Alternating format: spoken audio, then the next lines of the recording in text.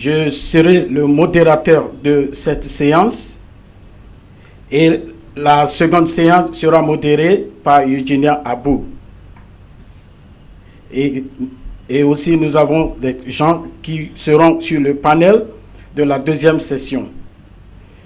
Cette séance porte sur le thème « La croissance, l'emploi et développement durable dans un contexte de pandémie mondiale ».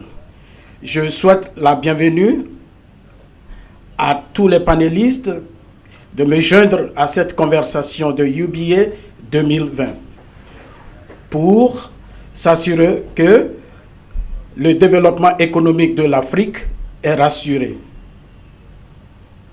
Et même pendant cette période de crise sanitaire difficile. Je vais vous présenter les panélistes de la première séance de cette édition.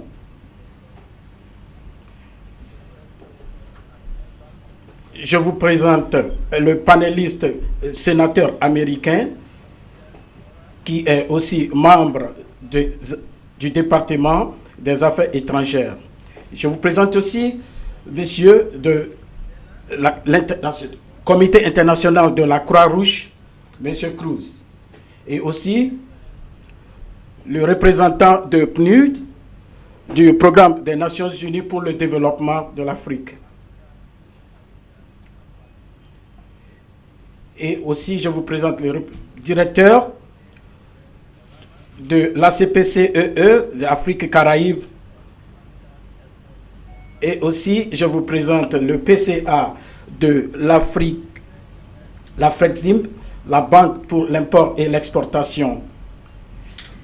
Et aussi, bien, le PCA du Forum des DG, du Forum africain. Je vous souhaite la bienvenue, une fois de plus, la bienvenue à ce forum de discussion. Je reconnais aussi également la présence de l'ancien président de la Banque pour le développement de l'Afrique et aussi le PCA de la Banque internationale de l'Égypte.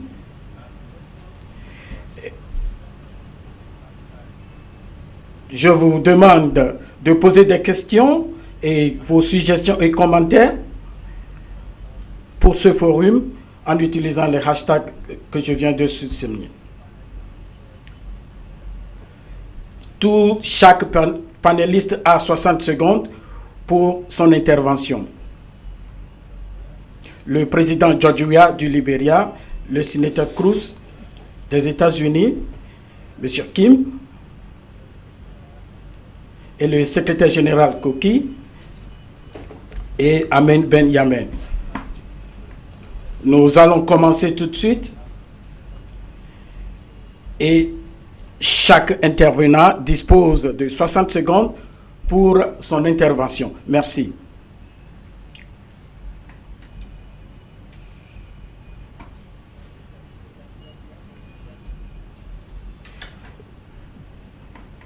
Priez activer votre micro.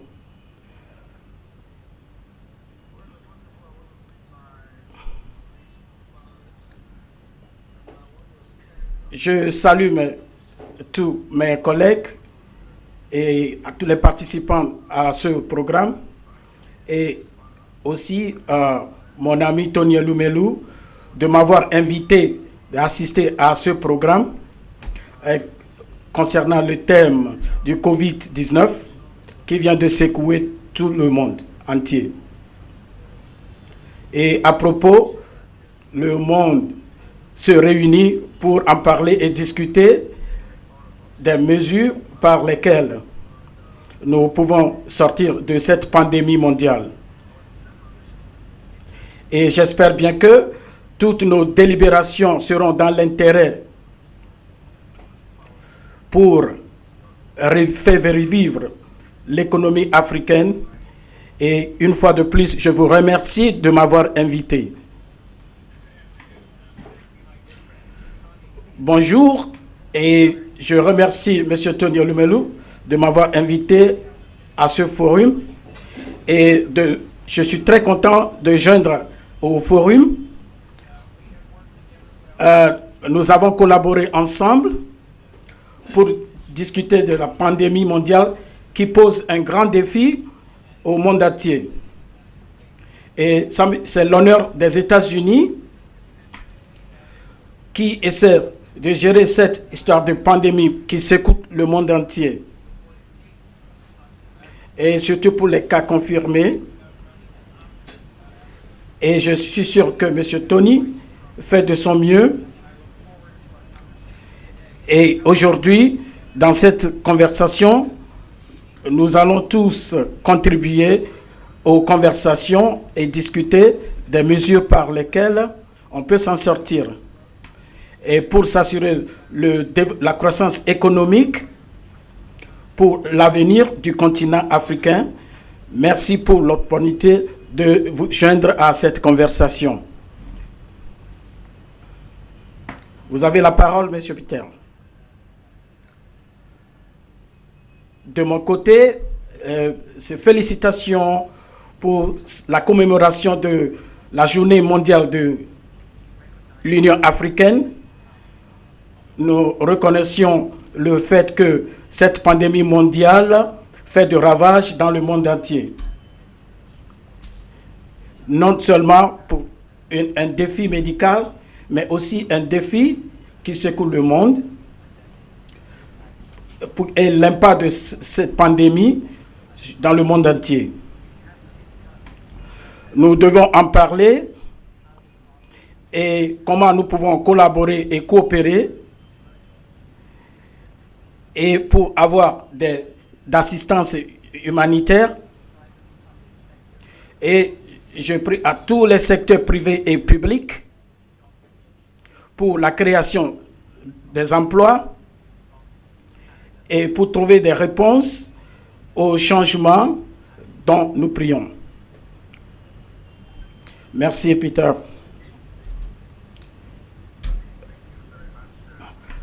Merci beaucoup, Monsieur Tony, pour l'opportunité de vous joindre à cette occasion de la célébration de la Journée mondiale de l'Union africaine. Et toutes mes condoléances aux familles éplorées, aux familles qui ont perdu leur chair. Et ma seconde observation est de considérer tout le peuple sur le continent africain qui ont un manquant de jeunes. Et voilà la raison pour laquelle je suis très content de vous joindre à cette conversation. Et surtout pour cette crise sanitaire et surtout pour le développement, surtout pour le tout dernier décennie. Et en était des PIB des pays de l'Afrique. Et le PNUD est très intéressé pour voir au développement, surtout pour l'avenir, dans la perspective de l'avenir du continent africain, qui sont engagés au développement du continent africain. Je suis très content de vous joindre à cette conversation.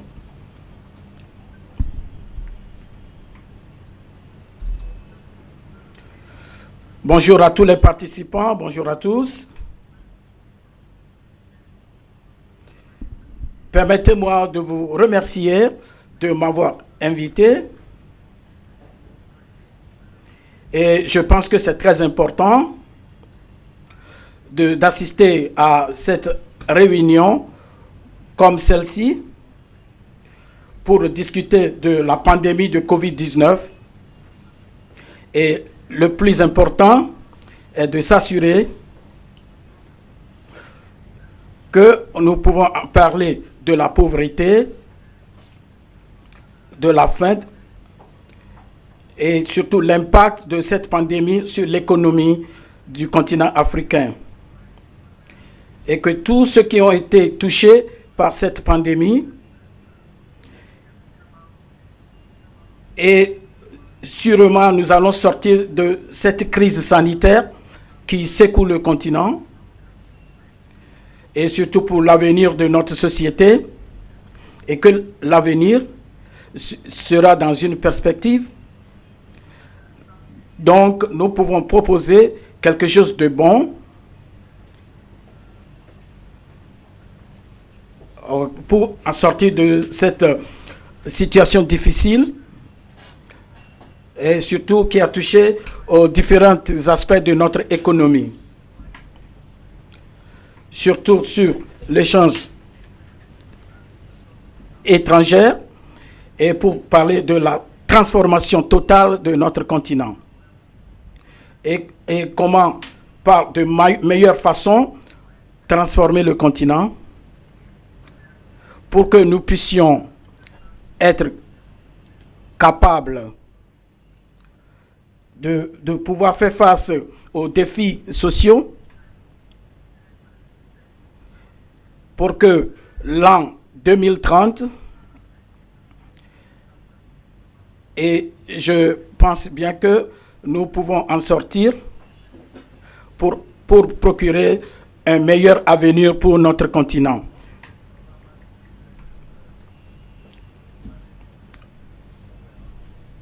Les panélistes distingués, je vous prie de désactiver votre micro quand vous n'avez pas la parole. Merci.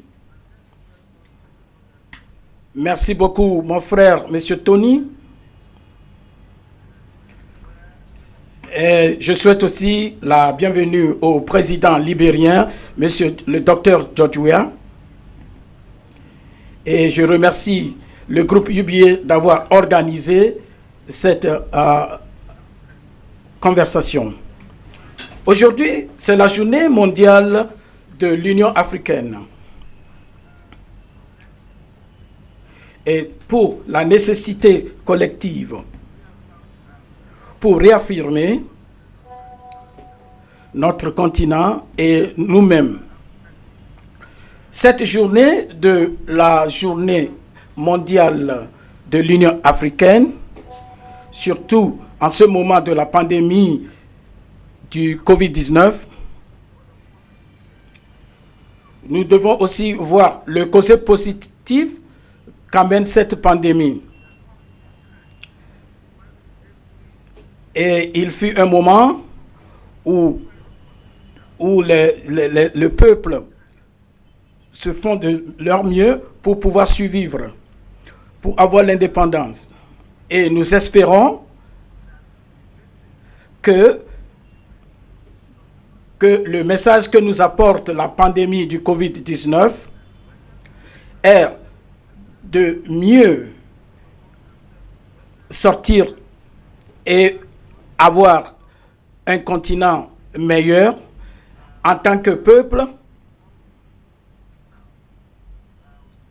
en train de toujours chercher des aides de l'extérieur. Et tout cela, nous allons en discuter lors de cette conversation. Merci. Monsieur Ben Amir, vous avez la parole.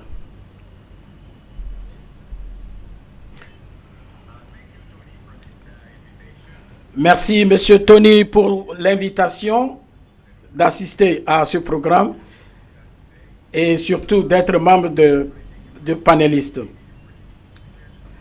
Et surtout, l'opportunité de partager un peu du secteur privé et nous pouvons parler de comment et saisir l'occasion de parler de comment trouver des solutions et créer un nouveau continent africain et l'une des choses très importantes est l'autosuffisance pour le continent. Et je souhaite joyeuse journée de l'Union africaine. Et pour ajouter à tout ce que les panélistes ont dit, je remercie tout le monde d'avoir organisé ce forum Et, Votre Excellence, quel est votre avis? Est-ce que le Libéria est sorti complètement de la guerre civile depuis des années? Bon, comment est-ce que vous pensez saisir cette occasion pour pouvoir sortir le Libéria de cette pandémie qui secoue le monde entier? Votre Excellence.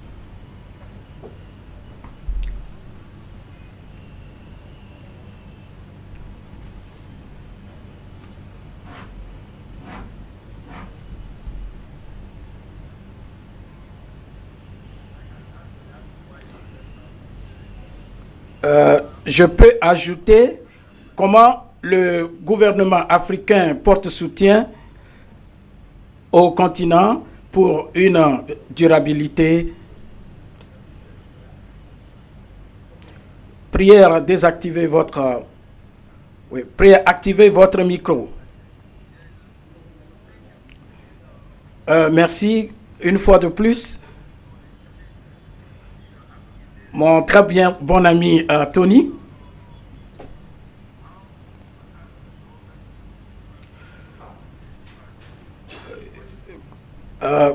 Comment soutient le gouvernement africain vis-à-vis de cette pandémie du Covid-19? Selon les relations bilatérales de nos pays, nous devons médier entre les nations et trouver des mesures par lesquelles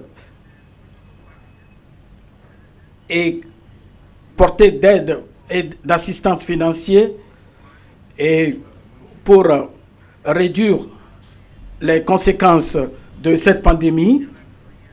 Ici au Libéria, nous avons mis en place certaines mesures pour assister et résoudre pour les petites et moyennes entreprises et aussi bien que les grandes entreprises.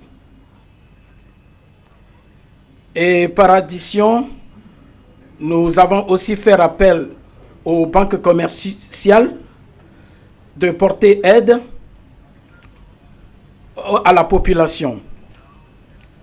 Les gens vont perdre leur emploi et le seul moyen par lequel nous pouvons nous développer c'est de porter d'aide à ce secteur et pour s'assurer que malgré le confinement total qui a un impact négatif sur notre économie, nous avons décidé de ne pas faire un confinement total. Donc, cela en vue de permettre à la population de pouvoir sortir pour chercher et s'en sortir. Pendant la courte période,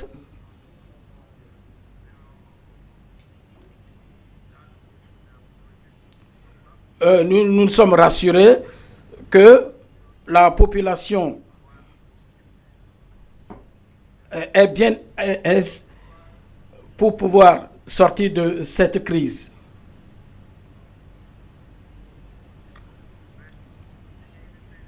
Oui, parce qu'il y a certaines personnes qui ont fait des prêts auprès des banques et qui n'arrivent pas à rembourser.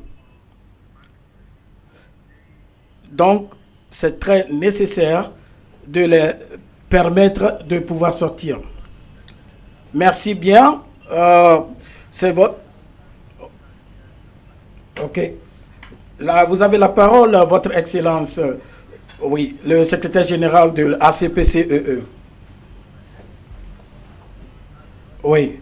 La vulnérabilité de votre pays vis-à-vis de cette pandémie sanitaire.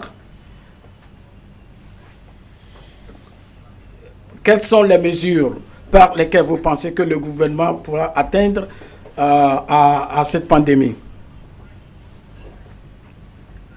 Je ne sais pas si je vous ai bien saisi, mais ce que j'aimerais dire est que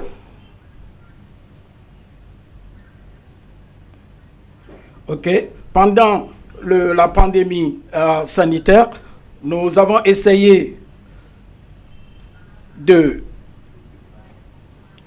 Nous avons décaissé 89 milliards à la population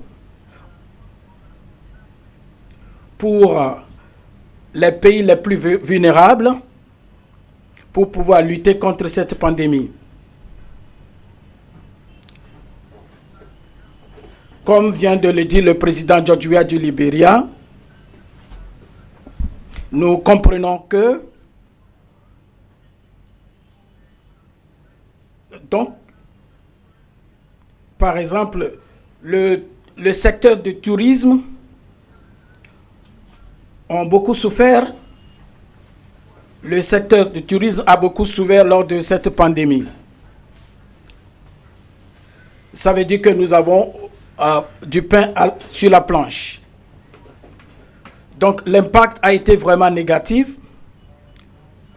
Et ce que nous pensons faire, nous voulons voir comment nous pouvons appuyer et accompagner et pour pouvoir fournir à la population, pour voir comment ces gens pourront avoir accès et comment on peut les porter d'aide.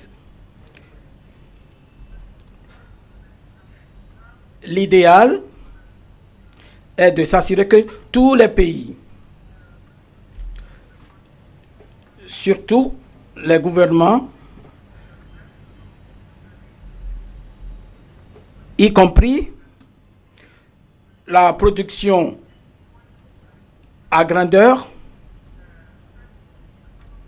et ce développement, qui s'adresse à la jeunesse, nous devons améliorer et collaborer avec toute la société. Nous pouvons également nous permettre la digitalisation parce que la technologie est devenue le sort du jour.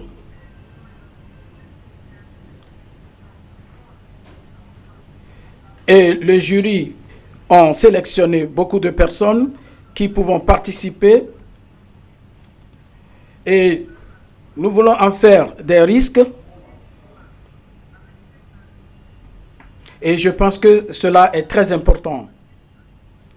Selon l'impact du Covid-19 sur tous les pays et le monde entier et surtout les institutions et comment nous pouvons porter d'aide dans une mesure très excellente à tous les pays parce que c'est la responsabilité des gouvernements pour atténuer au défi du Covid-19. Donc, l'impact est très haut. Donc, pour cela, nous devons en parler et s'assurer que le secteur privé joue bien leur rôle en supportant les gouvernements et ensemble pour nous faire entendre et notre responsabilité envers la société et à la population qui a été touchée par l'impact du Covid-19. Merci beaucoup, l'Excellence.